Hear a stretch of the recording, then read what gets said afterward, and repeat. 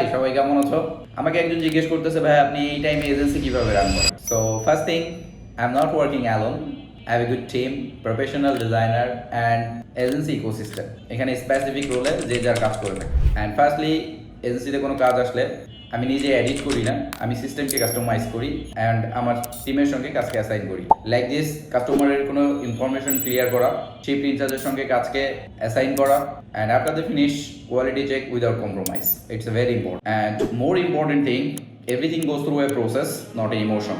এজেন্সিতে যদি সিস্টেম না থাকে তাহলে এজেন্সি নেক্সট স্টেপে গ্রো করবে না। অ্যান্ড হনেস্টলি স্পিক, কাজে মিস্টেক হয়, ক্লায়েন্টের ডেডলাইন মিস্টেক হয়, কাজে প্রেশার থাকে, ক্লায়েন্টের প্রেশার থাকে, but will fix fast, not a panic. And overall agency build up not a skill, it's a leadership, system and consistency. So যারা নেক্সট স্টেপে এজেন্সি বিল্ড করতে চাও,